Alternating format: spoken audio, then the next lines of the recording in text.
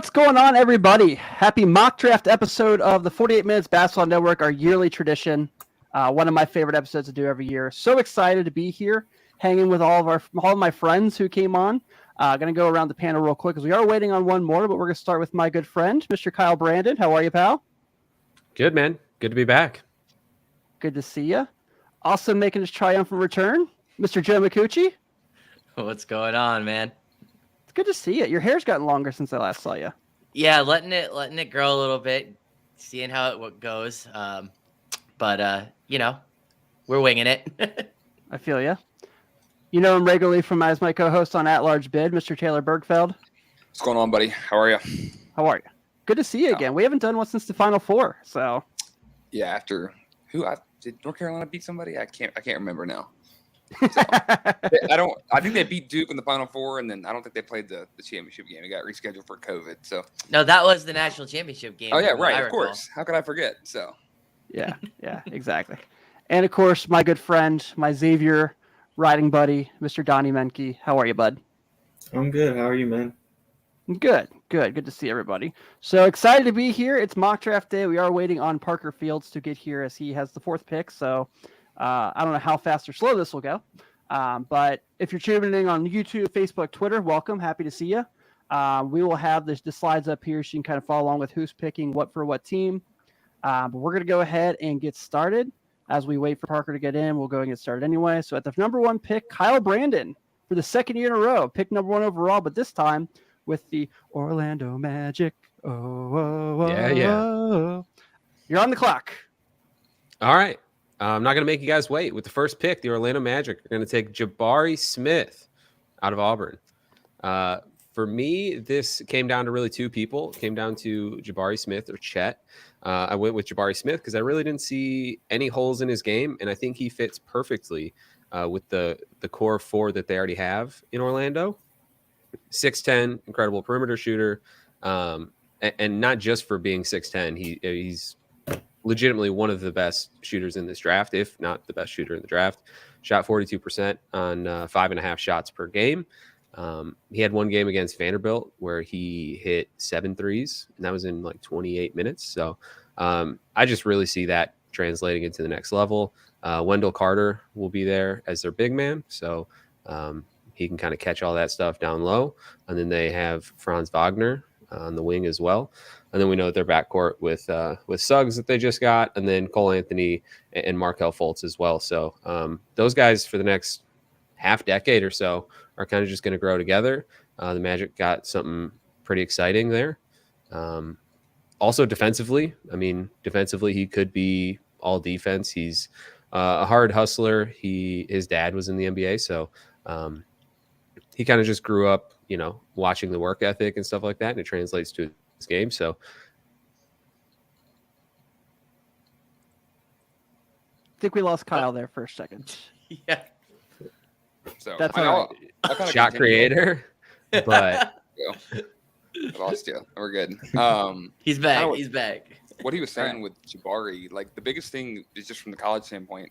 His point guards in college refused to give him the ball in crunch time, and it was probably the most baffling and infuriating thing watching. If you watched Auburn this year, whereas like Paolo had the ball a lot, down the crunch time and at their time, but Jabari would be kind of looking ISO sets or post up smaller defenders, and his guards, Wendell Green and Katie Johnson, they just wouldn't give him the ball, and it was so he's got the alpha mentality, and hopefully with Cole Anthony and Jalen Suggs, they can kind of facilitate him with the ball. So I remember the moment I was full in on Jabari Smith was that Arkansas game, even though they lost in overtime. The big nuts 3 that he hit down the stretch. The dude has big shot maker potential all over, just written all over him. I love the pick for number 1, Kyle. So that's really all I have to add there.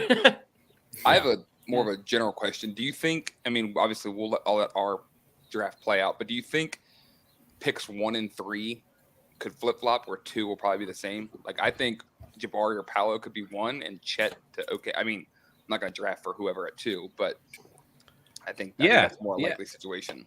Yeah, I could have definitely seen that. I just think that the Magic were 30th in the league last year in 3-point shooting. And again, like how perfect this fit is, and with him potentially being the best shooter in the draft as well. I just think it's a little bit better of a fit in that sense. Yeah, I agree. Hey, But Parker. Paulo, I mean, Paulo's like going on? probably my favorite person in the draft, honestly. Yeah, I honestly, I mine wouldn't have too. any issue with that. Yeah, I wouldn't have any It's issue. tough. This whole top three is just it's pick your flavor almost with this top three. It's whoever you like best. Yeah. Yeah, I agree. Well, before we get to the Donnie pick, Parker did end up joining us. Everyone say hey to Parker Fields. What's going No on? longer intern, no longer Parker the intern, now Parker staff member. So Hey, What's going on, guys? yeah, much man. perfect. Happy to have you here, man. So we're gonna get to pick 2. It's the Oklahoma City Thunder. Selecting for them is Donnie Menke, who already has a comment in the chat. Yeah. Well, I'm not going to keep y'all waiting either. I'm going to be taking Chet here. I really love the fit with this pick, like you guys were saying. With Orlando, he can grow together with that core. And when you look at guys like Giddey and SGA, guys who presumably are going to be there long term, they like to get downhill. They like to play make. And Chet wasn't a high usage player at Gonzaga. He can shoot the three. He can space the floor. He won't clog those lanes. And that's not even his best skill as prospect. His weak side shot blocking is ridiculous. Obviously, he's going to have to put on the weight, but I love the fit with this pick. He can grab the ball off the rebound and go, and they just need talent. Like they at this point in the rebuild, they just need more talent. So potentially the highest upside guy in the draft. That's why I took Chet here at number 2. All right. I Yeah, don't I think that makes a ton of no sense. problem with that. No, that's the one that makes the most sense. I think, I love the idea of Giddey and Chet together. I think that would be a lot of fun. Growing, like So as they much grow fun. together. Yeah, I honestly Yeah. would like if Orlando takes Chet, which I don't think they will. I do like that. I mean, I like that too. The Magic have this history where they take big men of making the NBA Finals within 5 years. So, we'll see. I don't know about that one, Tim. In this case, I don't think history is Just going to looking to repeat Scooter itself. Henderson next year. Yeah, I don't think that's happening. No, with Maybe that not. attitude, it's not.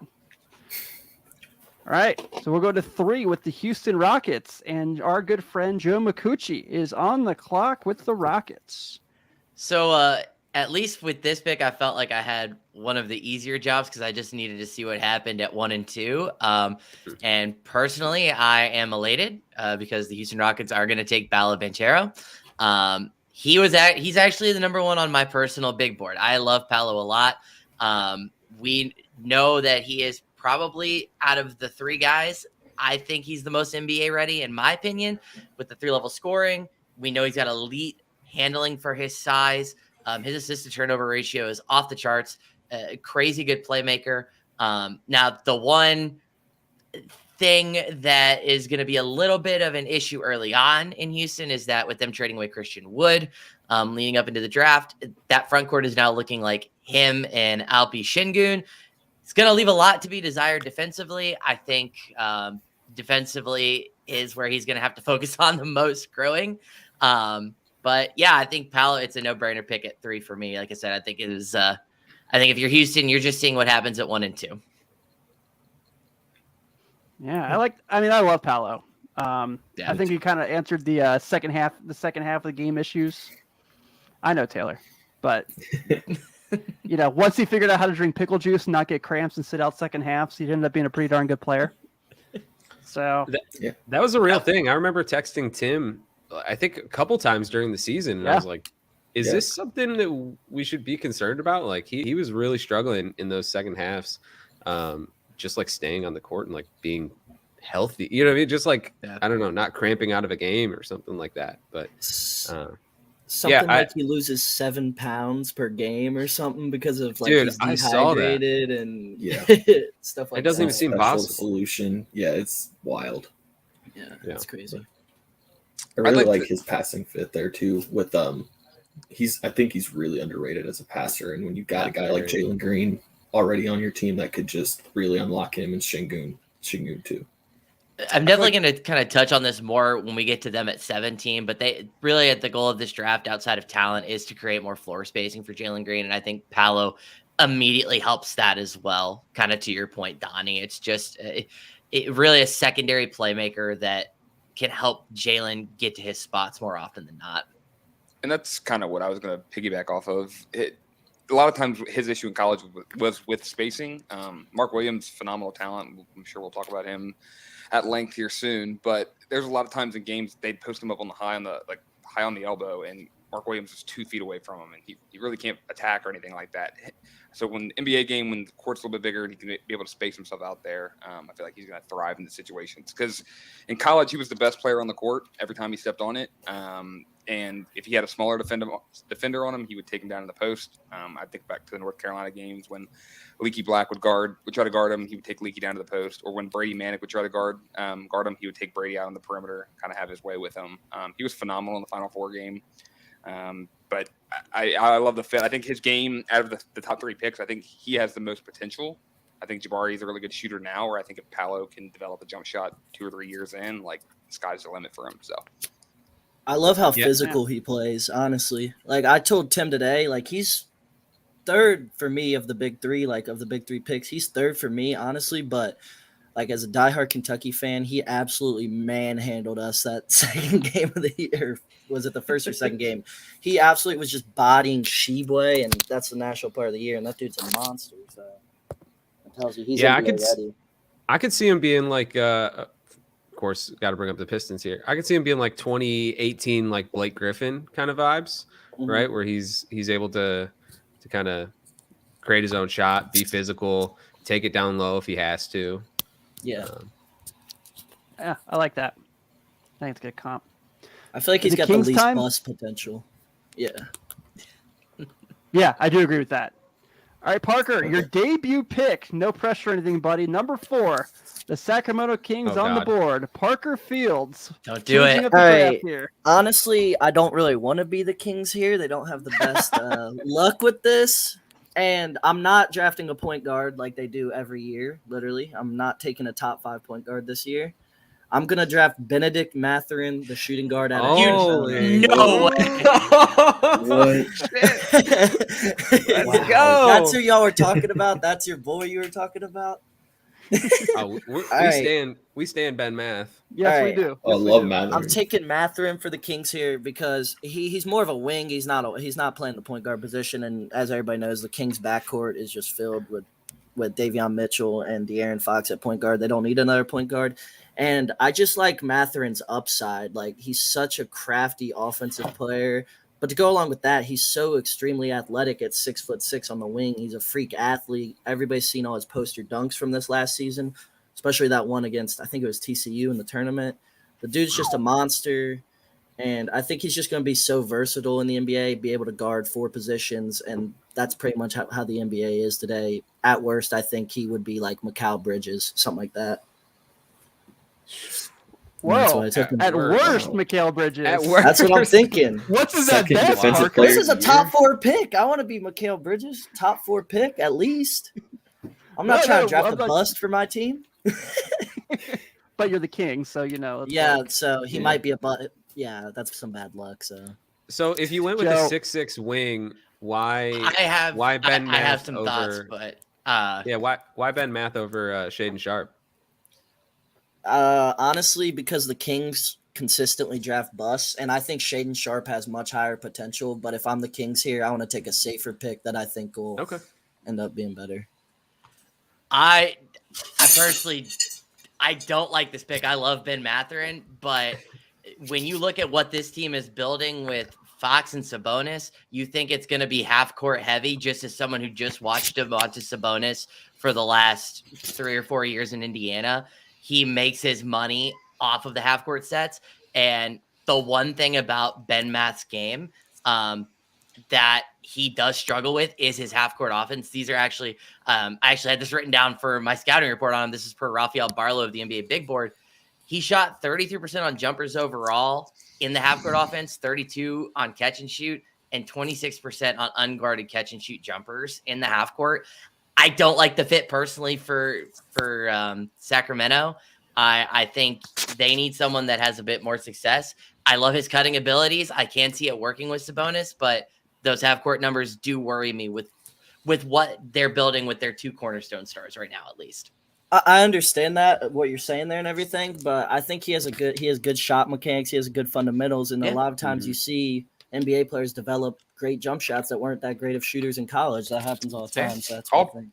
I'll piggyback off that. He's 6'6", and like Parker's saying, I think long term, I would trust him more with over a Shaden Sharp. I know Parker said he's a little bit higher on him. I'd rather take a guy who's stepped up in the moment. When we're comparing those two, I stepped up in the moment and played in big time games, then kind of ran from competition. That's how I feel too. Because honestly, Shaden Sharp, I'm really high on.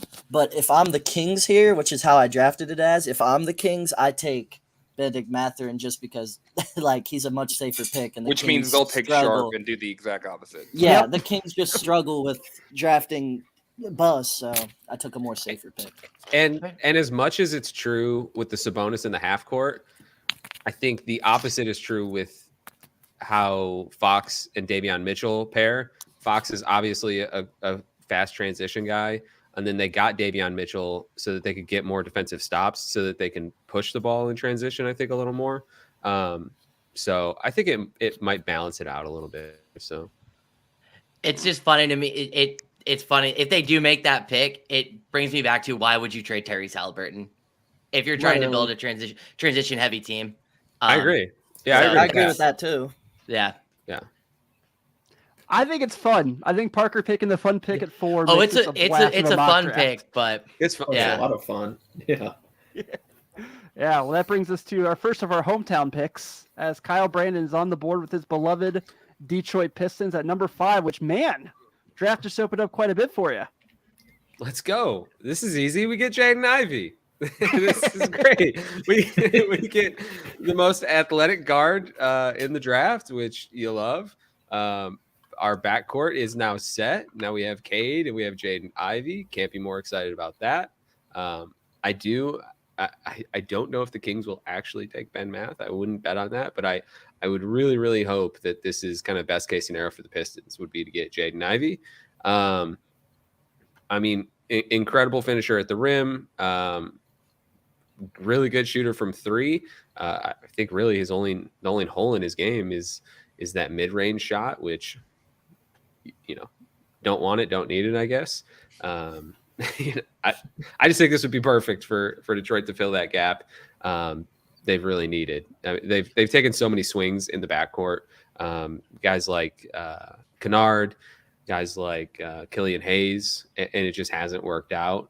And then they've tried, some veterans in there and stuff like that. Guys like Corey Joseph and some other embarrassing tries. And it'd be nice to just have Jaden Ivey and not have to worry about the backcourt ever again.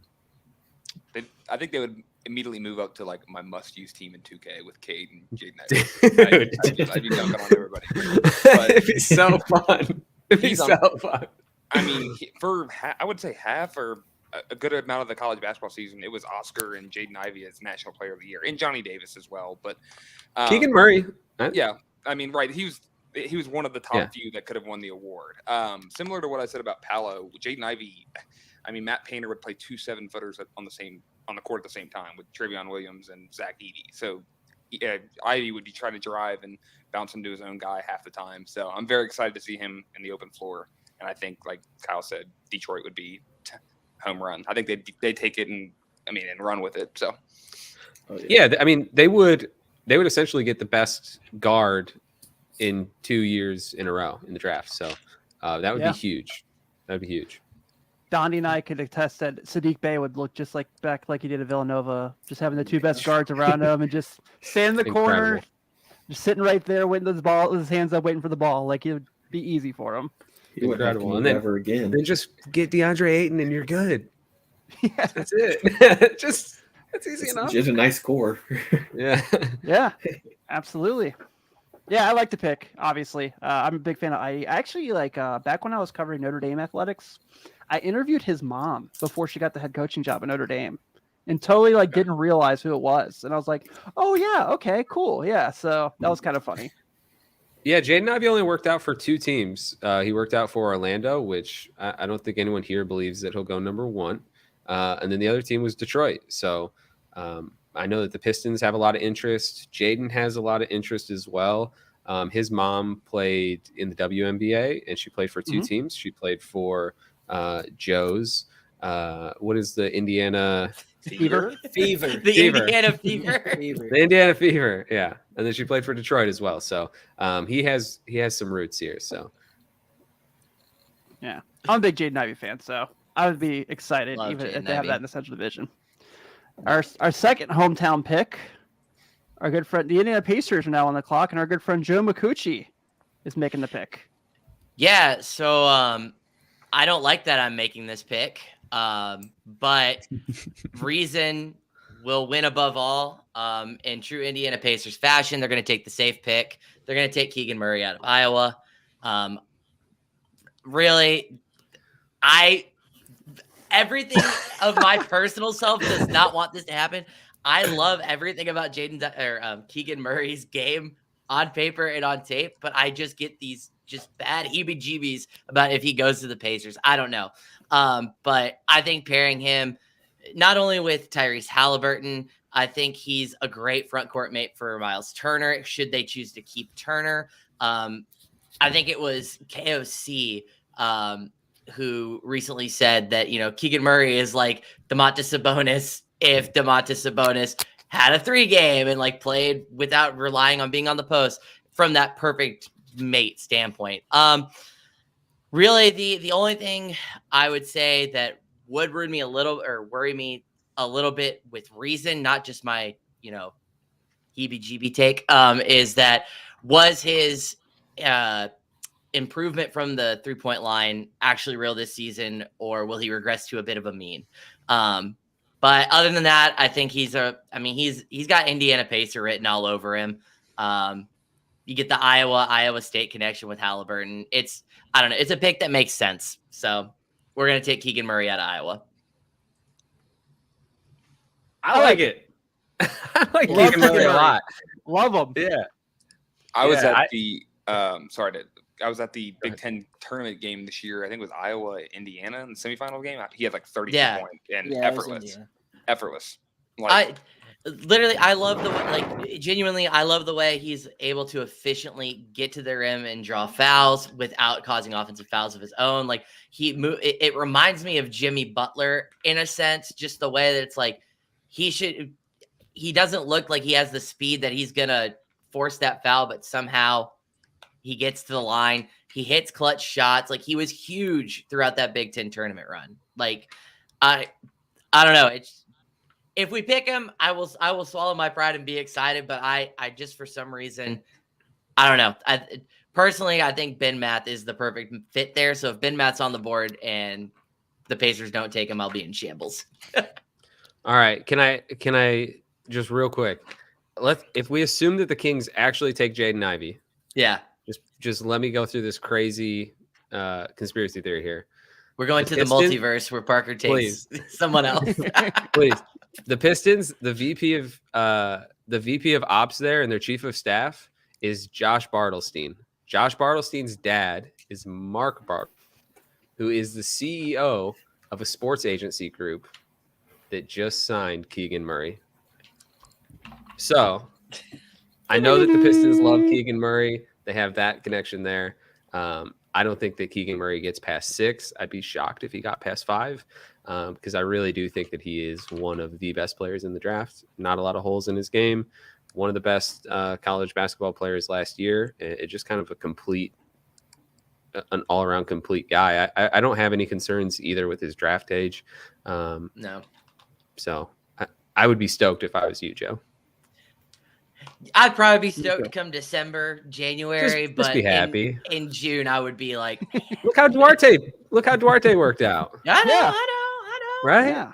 I was excited when we took Duarte. Yeah. You were with me that night. You wanted your Moses Moody and you got Duarte and it's been great. Yeah. Moses Moody won a championship though. I'm guessing Ben is commenting from our Facebook page. Yeah. Thank you, Ben. Tea leaves Ben. Ben, like, can you is tell Ben me who they're gonna replying to us? pick? You got the championship call right. Can you tell me who the Pacers are taking? You know the That's right, answer. Ben. Ben's a Pacers fan. Yeah. Yeah. Parker, you doing the Starburst C4 there? We got Sour Patch Kid. Oh, Hold up. ooh, Mm. big fan. Yeah. Ben did confirm it's Murray. It's Murray. All right, so that brings us to back-to-back Taylor Bergfeld picks here, as he's taking on the role of the Portland Trailblazers, trying to figure out how to put people with Damian Lillard before he does make this pick. Obviously, the Blazers a couple years ago did take Caleb Swanigan. We did find out, unfortunately, today he did pass away. So want to make sure we send our well wishes to the Purdue Trailblazers and obviously Swanigan's friends and family as we do this pit draft. So make sure we gave them some love. Yeah, so with Portland, Tim kind of alluded to it. They need talent.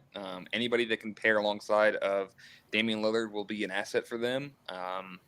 So I know some of the mocks that you can read, a lot of them have them selecting maybe a G League player here or a international player.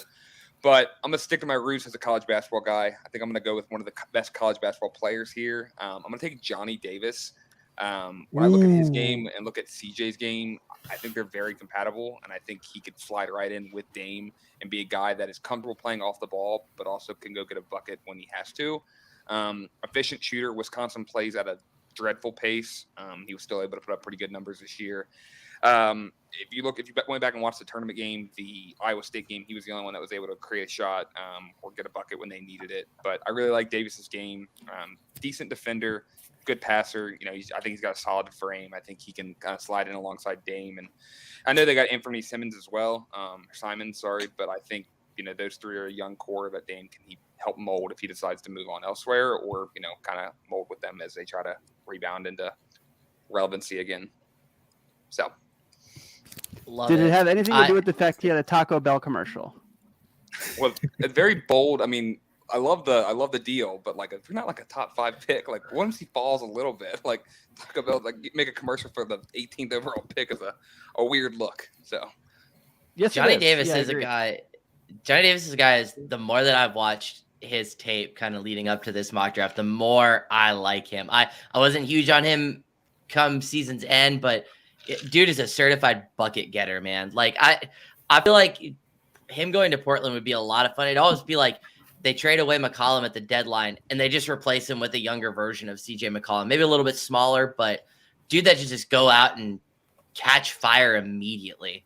So that'd be a really fun pick for Portland.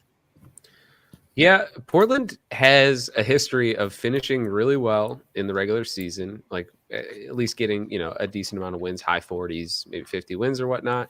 And then in the draft, they draft guys that are like super, super highly ranked from high school, guys like Anthony Simons, guys like Nas Little and stuff like that.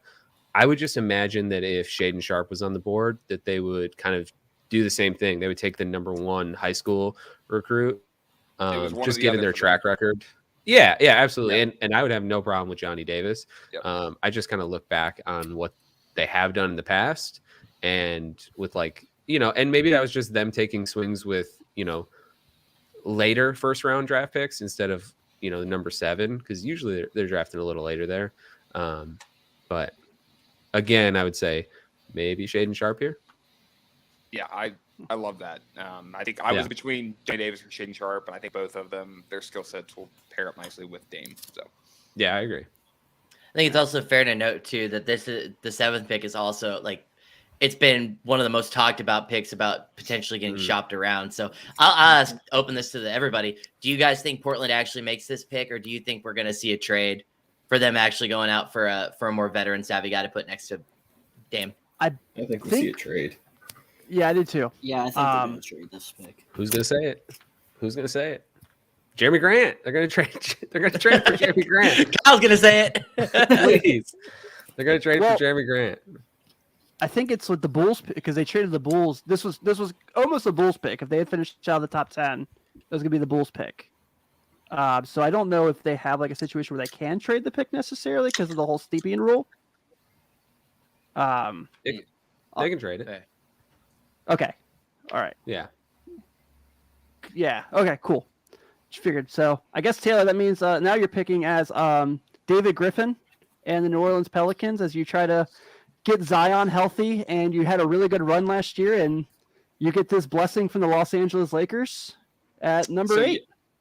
Yeah, this is going to be a little bit of a reach. This is more personal preference of where I would like to see this guy go. You look at their roster. I mean, Devontae Graham, Jose Alvarado as their guards. CJ McCollum, which is an excellent pickup. That at the time a lot of people were questioning it. Got Brandon Ingram, Herb Jones.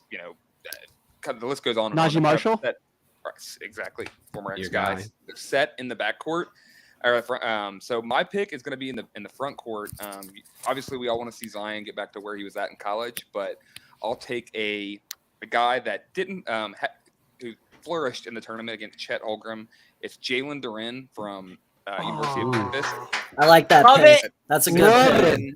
Love it. Yes. If Zion is in question of is he going to return, you get a guy who's super athletic, can defend out on the perimeter, elite shot blocker, can catch lobs. I think how they want to run the offense there, I think great in pick and pops. I think he would absolutely thrive there because Jonas Valanciunas is a guy that is, it anchors the defense where Duren can kind of get out there and, execute his game plan the way he does it. The biggest thing for me, I kind of just want to get your question before we talk about the pick is, last year when Zion was healthy, when he was doing a lot of the point forward stuff, like Brandon Ingram's efficiency numbers were way down, right? Like I think Ingram, would you move healthy Zion? Is Ingram your number one option still, or do you kind of go back to the number one overall pick from a few years back?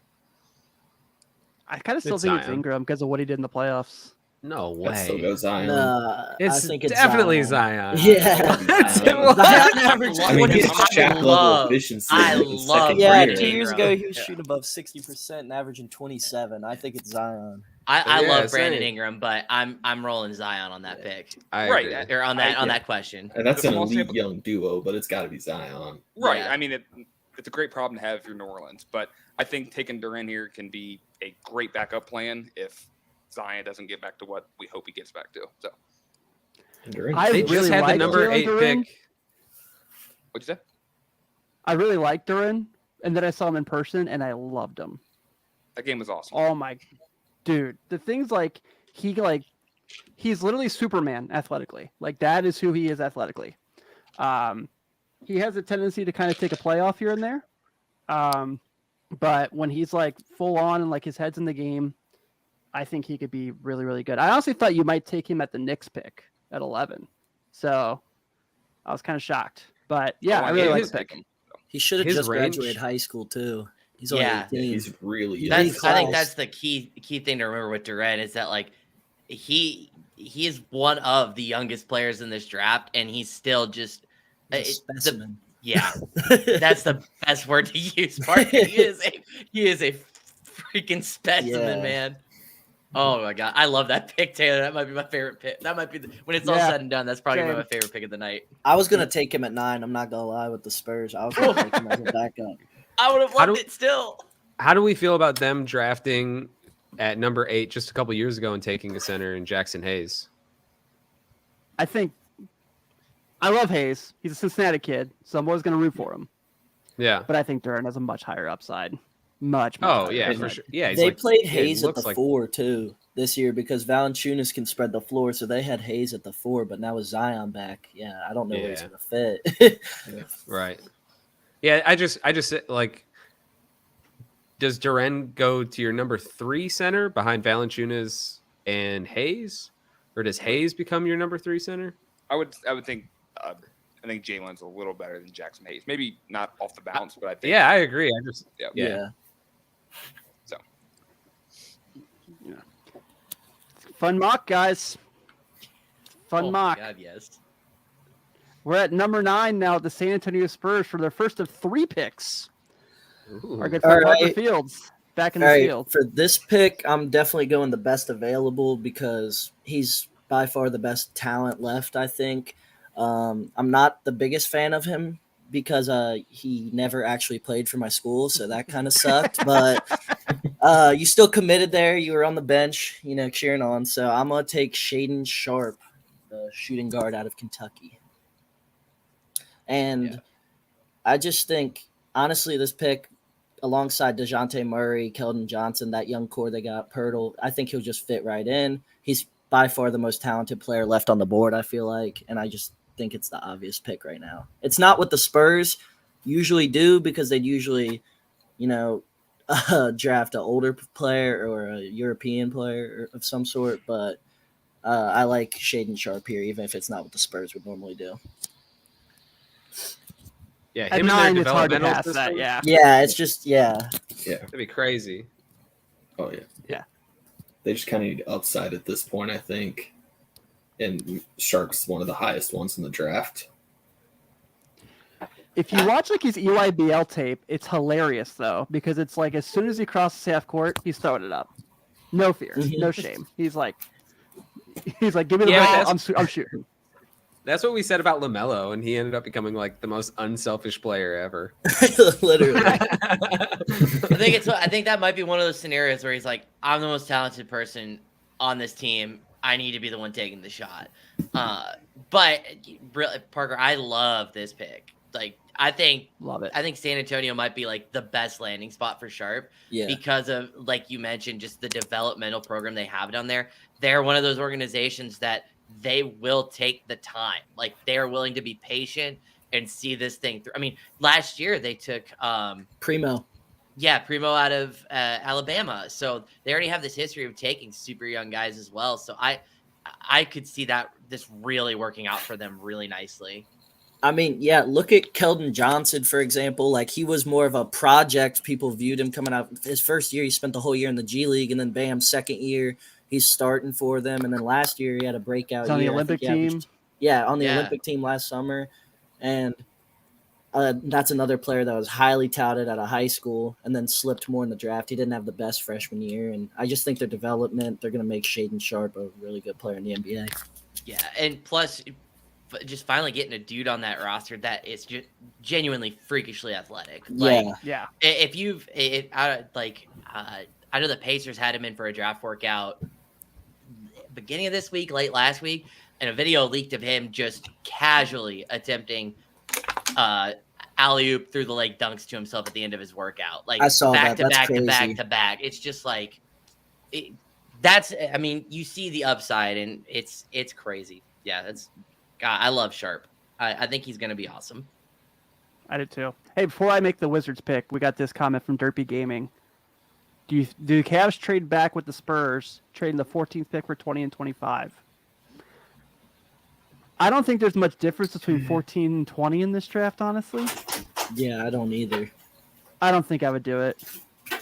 I don't think I would either. It just it guess it depends on their board, and how often are you going to be picking this high again with a core like Mobley and Garland? Like, take the Yeah, talents from, I think. Yeah, I totally agree. And maybe LeBron eventually. According to my 2K franchise, as I told you guys today, Yeah. Our friend Casey in the chat, excited to see Shaden Sharp go. He's a huge UK fan. Play basketball. Yeah, Yeah, actually nice. see him play. Finally play basketball. Right. All right. Well, I guess I'm up with the Wizards for my first pick of the day. Truthfully, I did not think it was going to work out this way. I had my eyes on one guy in particular, but now that the draft is open up the way it has, I'm going to be taking someone else. So I think for them, if the draft worked out this way, the Wizards are all about guys who can just score, don't give two shits about playing defense, as we've seen in years past. And that's going to continue here because they're going to take A.J. Griffin out of Duke. I love A.J. Griffin's ability to score in the NBA. I think he's a really, really good basketball player, but I don't know if he's NBA. But like, defense is still an issue.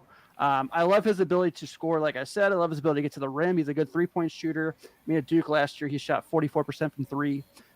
Really, really talented kid, but couldn't stop us in a pick and roll. So it just fits in perfectly with the Wizards, and I think he'll be a good scorer on the NBA level. So I'm going to go here with AJ Griffin from Duke. You just made an enemy of Nick's Twitter, Nick. Tim. I know. 45% from three last year. I'm sorry. Thanks, Taylor. Yeah, he's phenomenal. The glaring issue, not glaring issue, but people were concerned with the knee, his knee history. His senior year of high school, he didn't play. And then at Duke, he had a little trouble early on in his career. But yeah, the kid's a knockdown shooter. My only negative with him is Leaky Black guarded him in the Final Four game and in the game in Cameron, Coach K's last game. Leaky Black's a really good defender, but AJ was not able to create his own shot, and that kind of worries me at the next level. Obviously, something to work on, and I'm sure he will progress fine, but that's something to be aware with. But Bradley Beal's there, and that'd be a nice guy to learn from. So.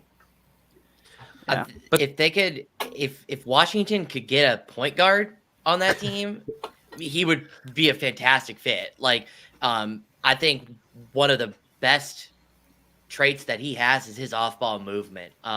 Whether it's really his IQ of knowing when to drift from a corner three to an open wing three or vice versa for the wide open three. Also, just his cutting in general. He shot 87.5% while cutting last season. So if they could get a ball handler that can get him the ball, I think it's a great pick. But yeah, if you're gonna rely on him to be a go get your own shot, good luck. But no, I like AJ Griffin a lot. How many times are we gonna let Washington make this pick? We just watched them take Corey Kispert Every time. last year. Every time. They took Corey Can't you Kispert get last used to year, this? and then the year before that they took a wing in Denny Ajva or whatever, however you say it. And then the year, And the year before Odd. that, It was Rui. Rui. Yeah. Didn't they take Every Troy year. Brown before that? Yeah, Troy Brown. Yeah, Troy Brown. They Stop. took him over Robert Williams. Jeez. Like, it's just Never fails. queue him up. Let's get him a wing. Let's just add a wing to the roster. Yes, absolutely. Joe, you made a good right. point. I can't even think of. I'm thinking of Ish Smith as the only point guard I can think of on the Satoransky Wizards. is their starting Who point is guard their on the depth chart who right is their now. point guard? Oh God. Tomas Satoransky. Yeah, I was about. No, Hold he on, just now. went to Oh, Europe. He God. just went That's to right. So Spain it's or Ish something. Smith. Yeah. Oh my No, God. no Ish Smith slander. None. No. I ain't gonna slander him. I'm just saying he's the starting point He's guard the right only now. point guard on the roster I can Yeah. think of. Yeah. So, all right, we're out of the top 10 now. We're at 11 with the New York Knickerbockers making this selection once again. Taylor Bergfeld. All right. I'm not gonna Durant, like Tim said, would have been a great fit here. With Mitchell Robinson and Nerlens Noel probably not being back, you would think the Knicks might be going center heavy here with Jalen Duren or Mark Williams. I'm gonna go a little bit different. A guy that probably will be gone at this point of the draft, but not gone in our draft. Dyson Daniels, 6'7" wing out of the G League Ignite. Sorry, really skilled 6'7", 6'8" guy that I feel like he's a little bit more athletic Julius Randle, and that's not a knock on him because Randle was fantastic 2 years ago. Last year had a little bit tougher year compared to the previous year, but Daniels is a guy that can kind of fit in. At 11, I don't know if there's too much pressure when he would come in as the Knicks to immediately be the guy. A lot of people would probably be concerned with Obi Toppin as they could both be kind of similar. But I think based off pure talent on where we're at in the draft, I like Daniels here for the Knicks. I like that. You went best available, I'd say. Yeah, I mean, I really like that pick. I'm not really high on taking international guys. Not that I wouldn't say not high on it. I'm not as informed on them.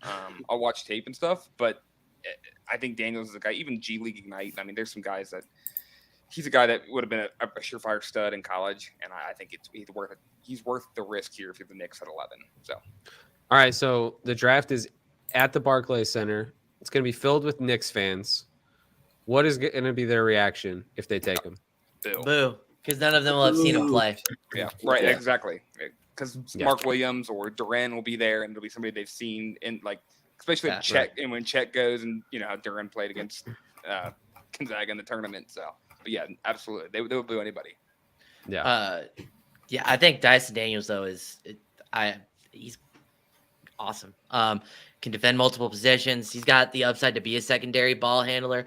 If the Knicks could just get out of the Fournier and Alec Burks contracts, I'd have a lot of fun watching Emmanuel Quickley and Dyson Daniels as that starting backcourt for New York. I don't know how efficient it would be. Yeah. I think Dyson Daniels shooting in the G League is not a huge concern because I think the G League is where prospects efficiency kind of goes to die because they're just kind of learning they're just learning the pace of the pro game. Zero defense. Yeah. Exactly. So I think Dyson Daniels, that's a sneaky, And there'd be some noise made. coming out of high school. I mean, he's from Australia. Coming out of high school, he was 6'4", Yeah. I mean, hit a growth spurt. He has guard, like he has handles. So I think, like I said, best available, like Parker was saying. I think it's worth the risk if you're a Knicks fan. So, But hey, New York's GM, if you're watching, you could also trade that pick for Malcolm Brogdon Worldwide West. as Worldwide West. as the mock GM of the Indiana Pacers. Brogdon is on the table for that pick. In all seriousness, the Knicks are gonna boo. I feel like whoever they draft, unless they have like the first pick and they got Zion a couple years ago. Like no matter what, they're just gonna boo. They really will. Like it's just A tradition Yeah. unlike any other. yeah. Really? All right. Well, we are now back to 12. We're back to the Thunder, who got this pick from the Clippers in the Paul George trade. So picking for them here once again for Donnie Menke. All right, I'm gonna take Jeremy Sohan here. I love Sohan's defense. And if he shoots, man, I don't know what he's not going to be able to do on the court. I think this is an upside play for them with their second lottery pick, and he gives them really good size. He's got that 7 foot plus wingspan. He's got good lateral speed. If he can get those shooting percentages up, I love this dude's ceiling. I think he could be an all-star if he can shoot it. So I'm going with the upside play here. I'm a big Sohan fan as well. Yeah, I really agree. Stop me if you guys have heard this one before. A Baylor guard / wing that defends on ball with elite talent. And it's like they're just churning it out at this point. But really another thing was just him with Giddey in transition would be an absolute menace. Like, Oh yeah, And that Shea. would, and that's- Chet at this point. Darius Baisley. The running the defense floor, of he's Chet athletic was as so hell. oh gosh, Yeah. their defense if they had Chet too. Kyle just had an epiphany. Dude, Maybe like if They they are get gonna need Sohan, that that'll war lead them to chest of get real assets. jerseys. Yeah. Yeah, maybe at this point they could get real jerseys after that too. I don't know. One step Good at a time, idea. Tim. One step at a time. Yeah, one step at a time. Well, Donnie, you're back on the clock with your first of the 2 Hornets picks. This is important to note that this came out just like right before we started recording. Apparently, the Hornets are shopping their 2 first-rounders and Gordon Hayward to try to make room to re-sign Miles Bridges. So we're going to go with the fact the Hornets have these picks. But yeah, Donnie, you're on the clock for the first Hornets pick. Which that just seems like a stupid cheap move to me. But because you can re-sign Bridges without moving those picks. But either way, at number 13, I'm going with Mark Williams. I just don't know that there's a better prospect team fit in this draft outside of the top 3, maybe. Williams is huge. He's athletic, rim runner, lob threat. I think he pairs perfectly with LaMelo. He can defend the rim, and he just meshes really, really well with what they need. And if they hire D'Antoni, like it seems like it's going, I think he'd be a great fit in the transition game for them. Love me some Mark Williams. Yeah. This pick, it bums me out personally because I was just so high on them taking Kai Jones last year. And this feels like them just kind of like how we talked about the Wizards just on a cycle. I feel like this is them they would be admitting defeat with Kai Jones, but the pick makes sense. They still are in need of a big man, like desperately. and JT Thor. Yeah. So Oh, yeah. eventually they're going to have to draft one of these guys and actually give them playing time. So hopefully Mark Williams is the one. Yeah, you just can't draft Mark Williams and then just like play a Plumlee or like do something dumb. You got to like actually fully commit to him and let him play. Yeah. Yeah, as long as I they agree. do that, I love the fit with LaMelo there. If just the lobs that could happen there would be Plus- so much fun to watch. It sounds like, as reports today, Mike D'Antoni might be getting the job after Kenny Atkinson decided not to take it. So, Are we fully confident that Duren will go before Mark Williams? I am. Yeah. I'm not. Okay. Yeah. I just I'm think just the curious on upside where is you just guys too much. Okay. Yeah. I definitely see the upside. Mark Williams is obviously more ready now. Duran Yes, obviously absolutely. has potential to be, this massive explosive dude. But I was just kind of curious because I think that when it's time to draft a big man, I think that those are kind of the two you look at, kind of, just like we I did like think- the dance with Jabari and Chet. Just kind of curious Sure. on where you guys I think it's- saw that. I would think it's Duran, and I think the turning factor for why I would take him over Mark Williams is the playmaking ability that Jalen Duran has already showed flashes of. Right. He's able to hit those high-low entry passes.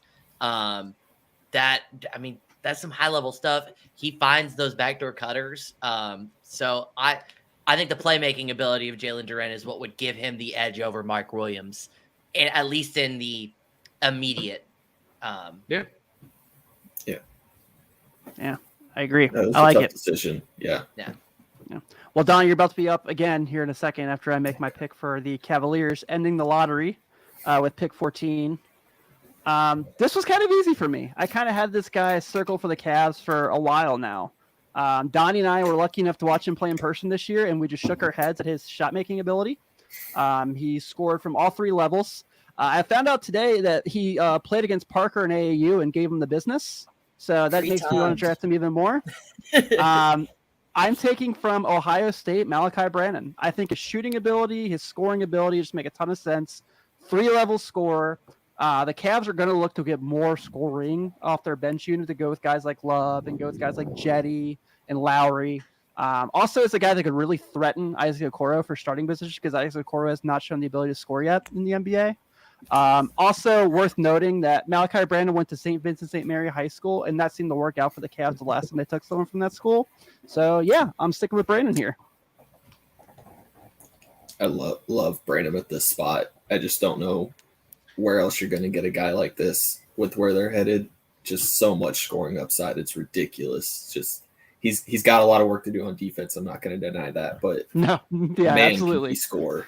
Man, Which can he score. is the perfect fit because he's going to have Mobley. He's going to have Jarrett Allen behind him. So if he makes mistakes, that's fine. There's so many people that are good help defenders that can rotate over. And so, yeah, I think that this team, we saw that they're one of the better defensive teams in the NBA.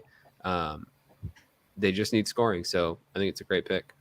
I like the fit too Yeah. because I think he is a younger Karis LeVert without Karis LeVert's dependency on being I an feel the ISO same scorer. way. I feel the same Like, exact way. That's like, but the scoring efficiency is there. I mean, he was, he shot, just under 50% from the field, 41 from 3, 83 from the line. I mean, in like his mid-range shooting, that's where I really see LeVert. I mean, he shot 46.5% on 101 attempts from mid-range.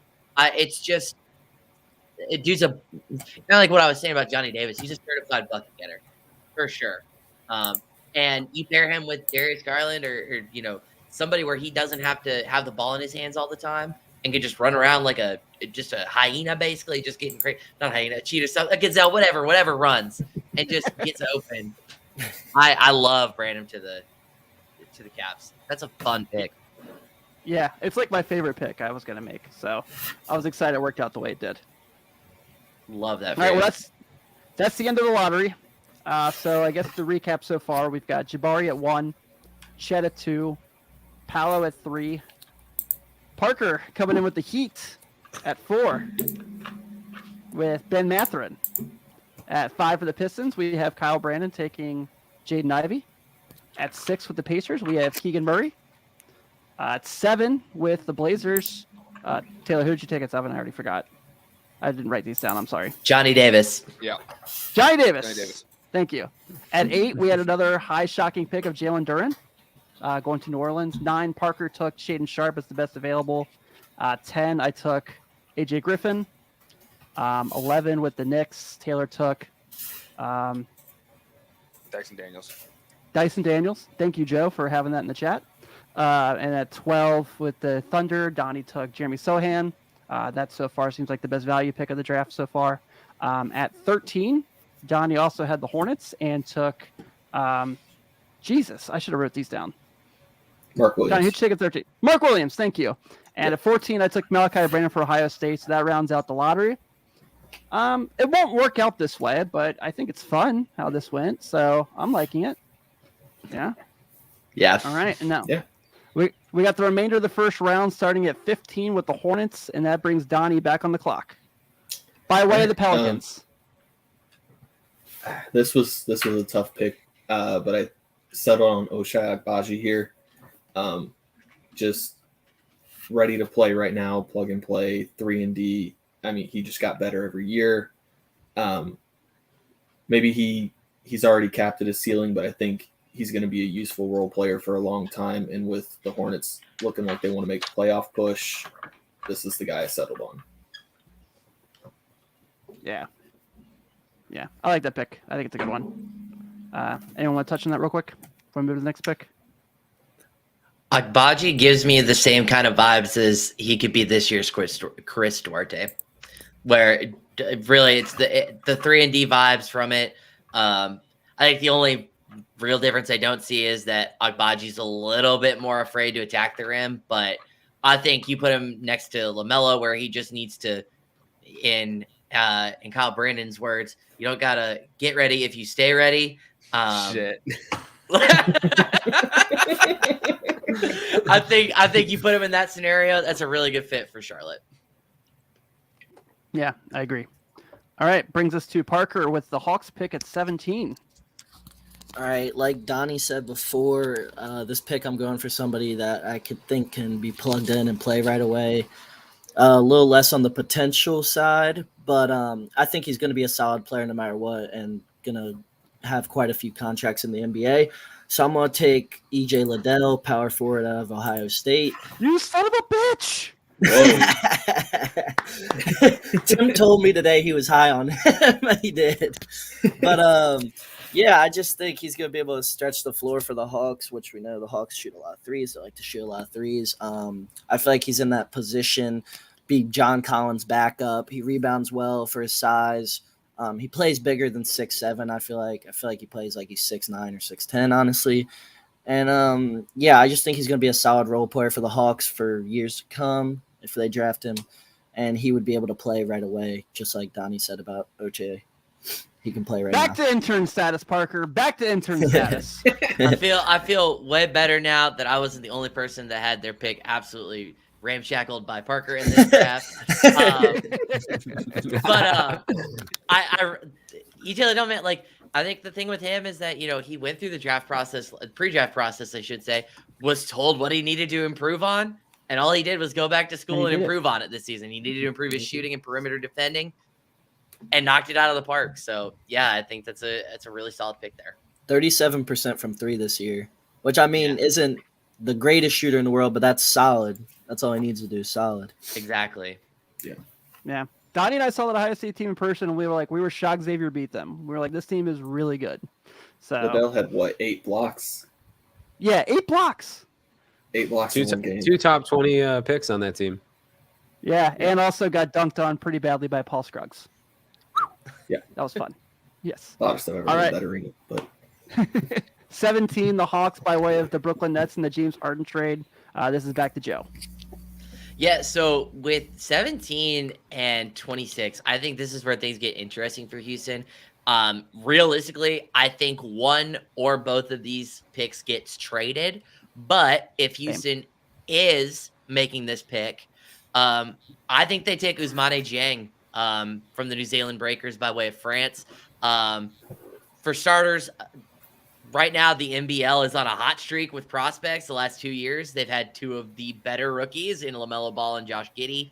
But realistically, especially the second half of that NBL season, Dieng's defense is just really ahead of the curve for his age. I talked about this earlier, how them drafting Paolo kind of creates this issue defensively in the front court. Well, Dieng comes in and that gives them some help defensively already. This dude's ball handling and ball handling ability and potential, I should say, is there. He's great in transition. And also his assist numbers really don't showcase his passing ability. He kind of has some passing that goes beyond the stat sheet. So I think this is a really, really fun pick for Houston should they end up making it. I like it. Big fan. Yeah. All right. Well, I get to love pick that from my pick. beloved Chicago Bulls here. And it never has worked out this way ever when I've done a mock draft where I can actually take a kid I covered. So I'm going to take Tari Eason from LSU by way of the University of Cincinnati. He's a kid that can score, but for the first time, I think, like, since I was a child, the Bulls don't have to take a guy that can score here in the draft. They need guys who can defend. And Eason showed that ability in two Power 5 conferences that he can be a good defender.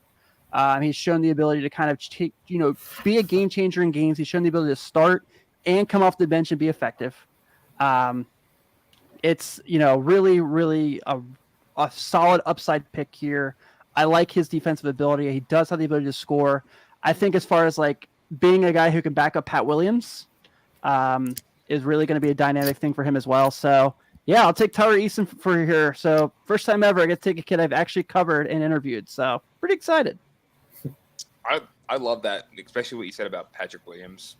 You'd have two guys that can switch 1 through 5 on the ball and kind of guard all over. And exactly what you said with Levine and DeRozan, you don't need to worry about scoring. So anything that goes to the roster. So I think if Tari Eason falls to the Bulls here, they're over the moon. Yes. Really, like as far as defense goes, this dude is insane. He's a freight train in transition. Kyle, you're not allowed to answer this question because I gave you this stat, but Tari Eason is the only player since whom to have a block rate of at least 6 and a steal rate of at least 4. Any guesses? How far back's too far back years wise? Just give me a range. It's within the last 5 years. All right. Yes, Casey, there were, but it sounds like he's coming back. Kyle put the answer in the chat. It's Matisse Thybulle. I'm sorry. Parker. Yeah, he's the first player since Matisse Thybulle in 2019 to post a block rate of at least 6 and a steal rate of at least 4. Tybulle's was 8 and 8. So that's kind of the realm of defender that Tari Eason is in. So I think the dude's lights out, the best defender in this draft. I'd even say that against Chet. Like, I think this dude is just, I don't know. It's the versatility that really does it for me. Taylor I and love Donnie will understand this as I say this, but this is going to be a situation where if this happens, the Bulls will have LeVar Ball and Tari Eason's mom on the sidelines for these two teams. That's a nightmare. Billy Donovan's the perfect guy for that. He will not let him do a word. So Dude, her Twitter is holy crap. That's a wild ride. Yeah. Yes, it that's is. rules. We need more of that. I don't care. We need more of that. Yeah, dude, I love that. the Bulls will basically have AAU parents, so Yeah. I'm all for it. Yeah, I'm all for it. One last thing I did want to say about Eason before we move on. Just with his 3-point shooting thing of note is he did shoot 80% from the free throw line. So I do think that's something we're going to see him improve as well at the next level. Yeah, That's a good sign. I did too. Yeah. All right, at number 20 with the Minnesota Timberwolves, we got Donnie Menke back on the clock. All right, I'm gonna go with Jalen Williams out of Santa Clara here.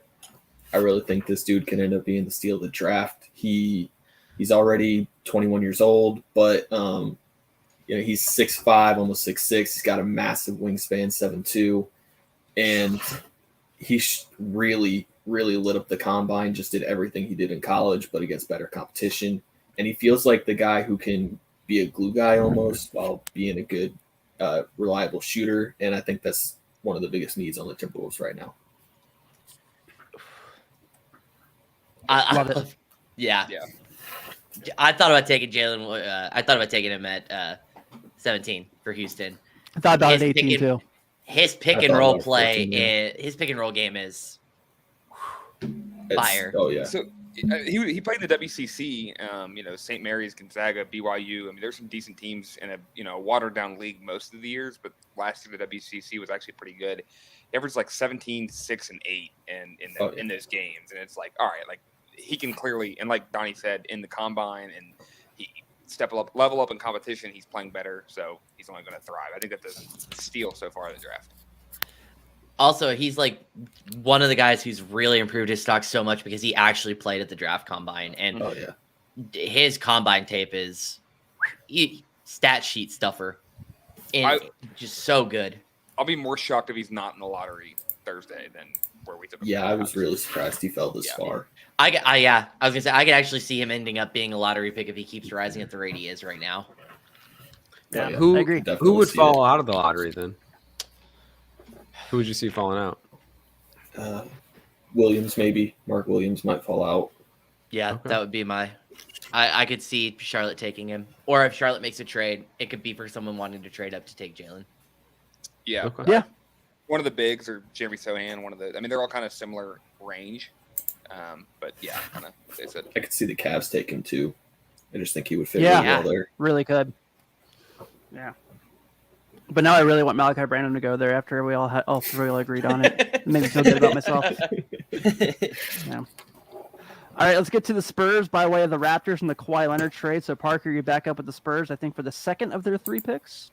Yeah, we got one more for the Spurs. All right, for this pick, hopefully this doesn't piss somebody off, and whoever has 21 is going to want to take this guy. Oh God. But Uh-oh. I'm going to take somebody who I told Tim today as well. I watched windmill dunk in front of me on a fast break. I'm going to take Blake Wesley, the wing out of Notre Dame.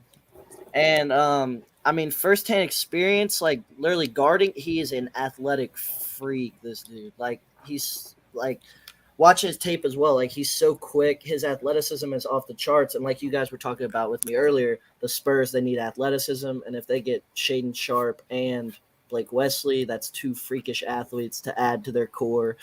And they run Keldon Johnson at the 4, so you could slip in Sharpe and Wesley at the 2 and the 3 there eventually, like when they start developing more. And I just think overall it's the best fit for the Spurs here. And I know, like I said earlier, it's not the Spurs' norm to take younger guys who are raw, but I feel like with his athleticism and his just raw talent overall, I feel like he can develop into a great defender and at least be a solid 3-and-D player in the NBA. First one and done in Notre Dame basketball. Ever? I'm pretty sure. Wow. Really? My favorite scouting report on him is Tankathon that says his strengths are his age and his wingspan, his weaknesses, everything about basketball. Hey, remember who also It happened to that Josh last- Giddey. It Yeah. happened to Josh Yeah. Giddey, and we were wrong. But Yeah. it's I think one I hell think of a scouting Tankathon's- report. I would say Tankathon's a little bit harsher on him. I think if you watch the tape on Blake Wesley, that dude's like a free safety the way that he jumps passing lanes. Like he has really good reads on defense. So I like the pick for San Antonio. I really kind of like you said, Parker, just them taking another really young guy that they could just be like, go crazy, just develop. We're not go run around, do your thing. We'll figure it out. So I like it a lot for him. I remember when Notre Dame was playing Carolina earlier in the year, and they ended up beating them at Notre Dame. Tim and I were texting during the game. He was like, "Man, if Wesley could stay another year," and I was like, "I'm gonna stop you right there." I was like, Yeah. "He is gone today." So, He's like, out. all the He wasn't even that highly touted out of high school, I don't think. I think he was like lower end of the top 100. He wasn't super high up there.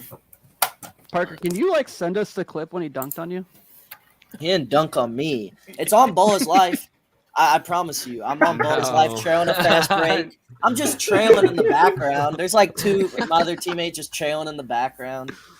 You Hey, guys I know had what's about to happen. Hey, all Ohio AAU. I had 11 points on them. Hey, We lost get by 'em. 35, but Like- Get him. This man's a bucket. This man right here is a bucket. Michi Johnson was on the team as well. Yeah, I had no idea until today that Blake Wesley and Michi Johnson were on the same AAU team. That's insane. That's Yeah. nuts. I just looked it up too for the record. He was a consensus 121st prospect in the country in his recruiting class. Pretty good. Because I remember playing against him, and I was like, how is he not the highest rated player? Because he was like the 5th highest rated player on his AAU team. And I was like, nah, that dude was the best player out there. That stuff's always crazy. All right, Joe, you're up 21 with the Nugs. All right, so Denver recently traded into the first round. This is a very interesting pick for me. As much as I want to go for the meme and take Nikola Jovic so that we can call them the Denver Nuggets, I think the pick here is Marjan Beauchamp off the G League Ignite. This dude's a excellent on-ball defender. rotates super well, knows his help responsibilities, just high IQ defensive read, impact beyond the box score. But also the other thing I really love about him is just high motor, both on the defensive end, but also the offensive end. This dude is just constantly cutting, which, with Jokic having the ball in his hands, that's kind of what he's always looking for. I think we're going to play with the assumption that MPJ and Jamal Murray are coming back healthy, so they don't need a guy that can come in and be this immediate scoring option. So I really love it. This dude also he's a great offensive rebounding threat as well. So I think Beauchamp is a really good pick here. I like it. Love it. Yeah, easy one. Brings us to the Memphis Grizzlies by way of the Utah Jazz. So Donnie, Okay. I'm first going to of go two with Memphis picks. I'm going to go with Dalen Terry here. One of my dudes in this draft, big point guard. With the Tyus Jones situation, maybe he provides a little safety net there. I just love the way he would mesh with that team, and he was super efficient. He didn't score a whole lot, but he was efficient when he did. 6'7" with a 7-foot wingspan, and can legitimately play point guard. Think he could be a nice piece for them moving forward. Ben Matt's numbers are nowhere near as good if Dalen Terry is not getting the ball to him in that offense. Terry was fantastic last season. Agreed. And for our Xavier fans listening, Sean Miller recruited both those guys, so it's going to be okay. All right, now up for the Philadelphia 76ers, Taylor Bergfeld. All right, we're gonna make this a Kentucky backcourt. The Sixers are gonna select Ty Washington out of University of Kentucky. I know James Harden's primarily the facilitator for the team, but I go back and look at Kentucky's tape this year with Severe Wheeler on the point a lot, and Ty his off-ball ability, able to find himself getting the right lanes, can score off the bounce. Really a decent shooter that will improve. Doesn't have to come in right away for a title contending team. That doesn't have to be be a superstar. I'm absolutely dying at that comment, but I love like Kyle said. I think it's a great value. I think you can pair him up with Maxey, and I think that would be just a home run if you're the 76ers. So, and it kind of gives you long term. If they do decide to move on from Harden, you have Maxey and Washington, two guys that you can kind of roll the ball out with. So, yeah, I'm shocked that he slipped this.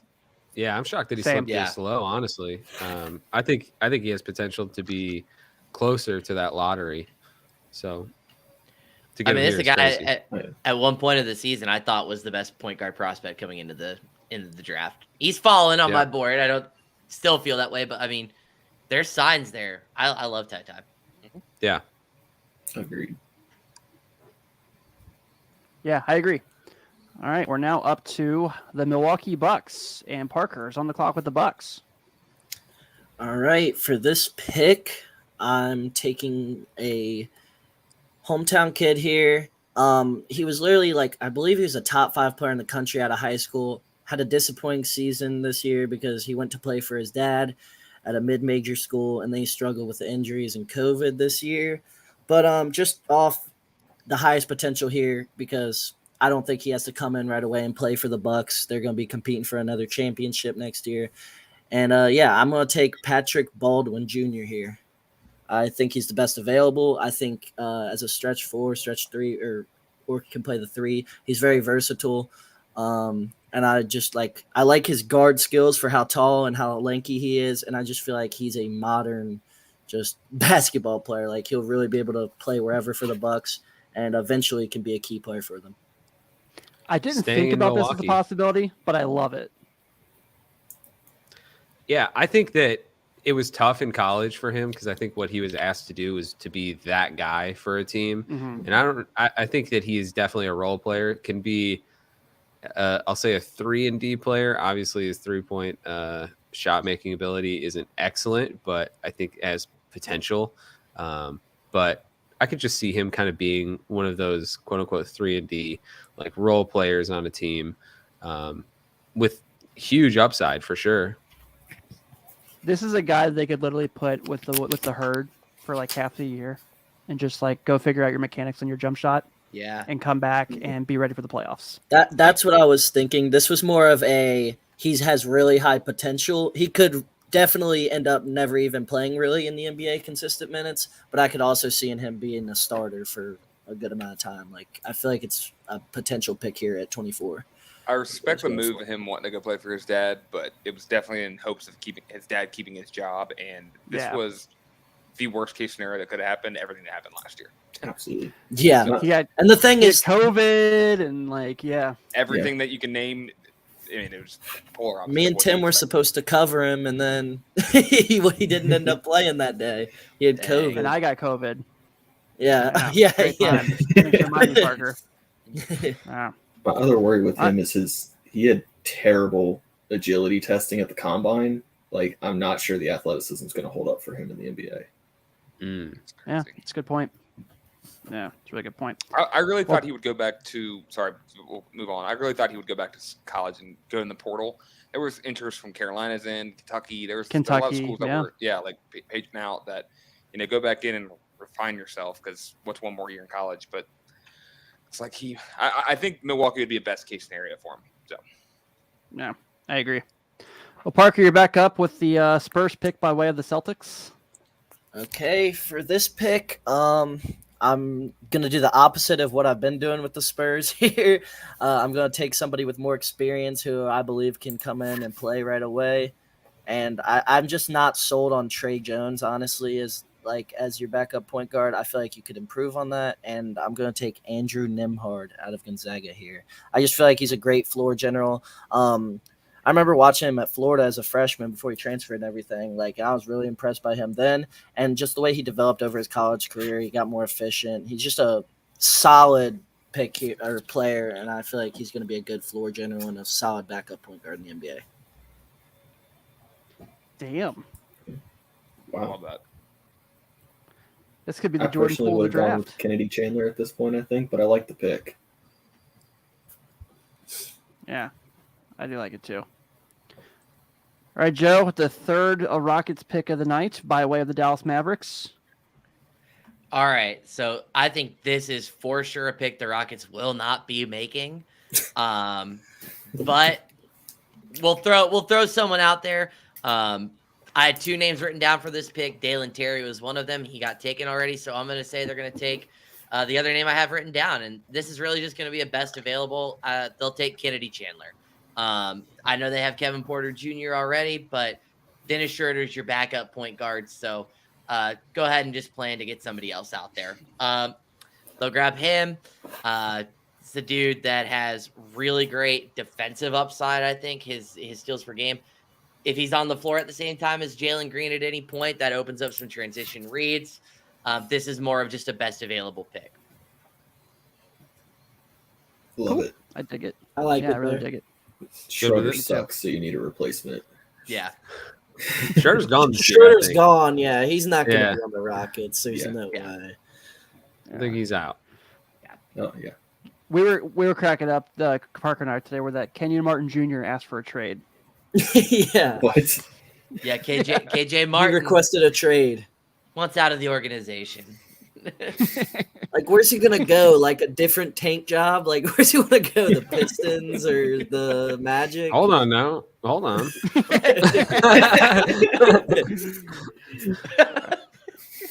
Well, Kyle, you got the next two picks in the mock, starting here with the Miami Heat. This is gonna be a fun one. All right. It's, they're not too far away. All right. I'm going to take Max Christie out of Michigan State. No one is shocked here. Taking a Michigan State guy. Definitely a defensive guy, and that fits in their system. Definitely a hustle guy, also fits in their system. He's shown flashes of good shooting. He's shown that he has good free throw ability, so I think that his shot is going to translate. He keeps the ball moving a good amount, which is great. I don't think that they're going to need too much. I think that they're going to look at some potential options, maybe even moving like Lowry for something or trying to upgrade or something like that. But just having another guy that could play a few minutes, keep the ball moving, play some hard defense. I'm taking Max Christie.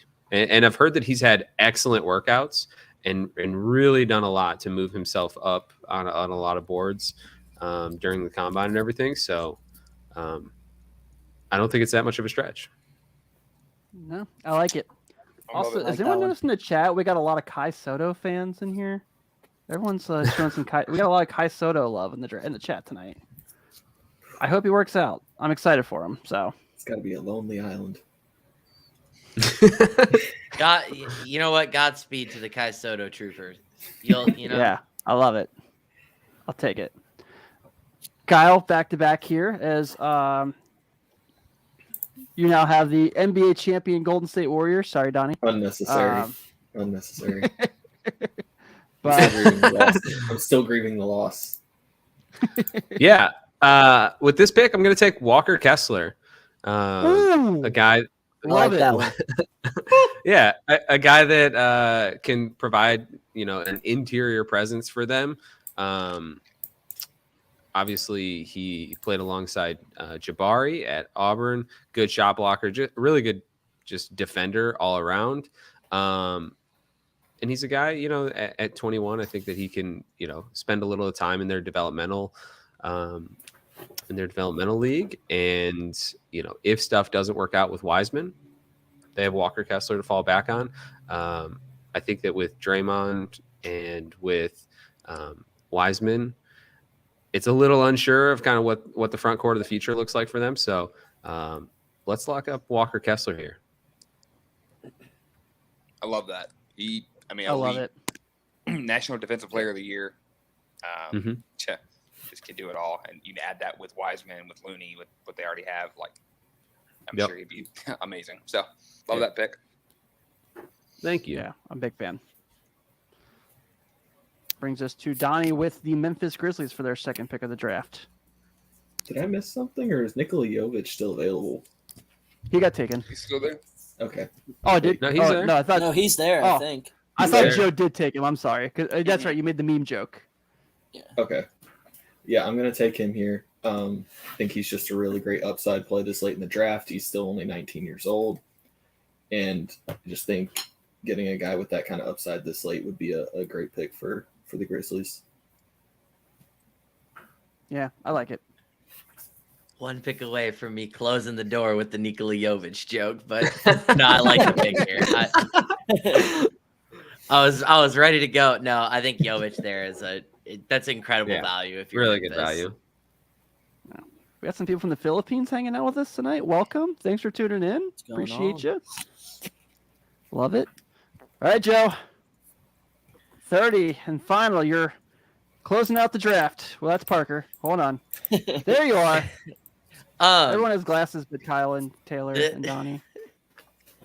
So with 30 here, I think it's a very intriguing pick. I also think I know this has been the theme with the teams I've picked, but I think this is a pick you could see Denver try to make a move with. So if they're not picking here, I won't be shocked. But if they do, there's a few guys that I really like. But I'm going to roll with a guy who I actually don't think should be as low on draft boards as he is. I'm going to take Jaden Hardy out of the G League. This is more of just a talent and physicality alone. I could also see a guy like Bryce McGowan's out of Nebraska going here. I think there's a lot of routes you can go at 30, but for the sake of making a pick, and he's the last one available on my big board, I'm going to take Jaden Hardy out of the G League. I love that pick. I was thinking about taking him like 5 or 6 picks earlier. Yeah, it He blows was my number mind 2 that he's player out of high school. He was yeah. right there. Yeah. Again, I think really he's one of those guys, kind of like we were talking about with Dixon earlier. His numbers were hurt just by the fact that he was on that G League Ignite team, but also look at the talent that was around him. Like, I think he just kind of suffered from. There are other guys on this team that are just getting more noise. So I think Jaden Hardy has a potential to be one of the biggest steals of this draft. I agree with that. I could see him end up being an all-star as the 30th pick. And he's from Detroit, so he's with the shits. Bringing it. Yeah, of course. Yeah.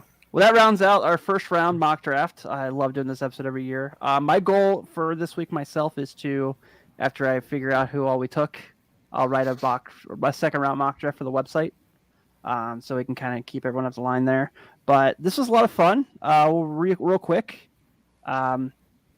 picks you guys liked, didn't like, excited about. I know Parker obviously set the draft on fire with the Kings pick with Ben Matherin, but pretty fun. I, again, don't like it, but I understand the logic behind it with Matherin. I think my favorite pick of the draft, it's going to ring true, though. I love Jalen Duren to New Orleans. That's an interesting I like that pick, too. but I really like it. I like Malachi Branham to Cleveland. I think Yeah. add another scorer at a position that they don't have any at is, like you said, with Okoro. Like I think he would thrive there. Yeah, this is fun. I hate Parker for taking the EJ Liddell pick, but also like it. I think it's a good fit. So, yeah, this is perfect. Awesome. Well, dudes, thank you all so much. It was awesome, Kyle and Joe, to have you guys back on the network.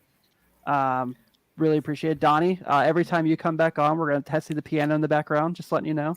It was very, very famous. Parker, debut podcast. You did good, kid. You shook some things up, started some controversy. You did it. Yeah. And TB, always a pleasure. I just realized on the screen, we can totally do the Brady Bunch thing where, like, if me, Kyle, and Joe look down and Taylor, Parker, and Donnie look up. Yeah. Right. I have one thing before we go. Listen, I gave out some winners this year in college basketball, some losers. We're gonna rebound for next year. But I have one prop bet that you can get good value on. It is AJ Griffin under 10.5 draft position at plus 195. Like I really think he's gonna go to like Portland at 7, but I think that's a good prop bet. But more often than not. So, and if Taylor, I lose your money, there's a shit right there. So, watching your bank account throughout the season was wild. It was fucking wild, dude. We rebounded. Wild. I mean, there were days 5-0, 4-0, and I'm like, I would like get the look at the lines. I'm like, oh, these are winners, and I'm like, surely they can't have 6 in a row that lose. And I'm watching the games. I'm like, they're all gonna lose. They're all gonna lose. Everybody's gonna lose. I'm like, this man lost how much today? Oh yeah, tough day. Good Lord. Well, the Action Network If you did- does an automatic amount. So betting the amounts maybe a little reckless, but are not disclosed. Well, if Taylor did lose you money, we do have the T-shirt for you, and all the proceeds go to him to make up for all the money he lost. Right. That's just he lost me money shirt at 48minutesbasketballnetwork.merchmake.com. Stock up for the winter season. Got some cool T-shirts and stuff there. I know for a fact I'll be getting a pair of joggers in the near future. So thank you guys. This was a lot of fun. Be sure to check us out. Nice solid Apple Podcast reviews, Spotify, you name it. We'll take it. Thanks for everyone who hung out in the chat. Enjoy the draft this week, and we'll talk soon. Kevin Pritchard, trade up to 4. Sell the farm. I don't care. See you guys. See you guys. See ya.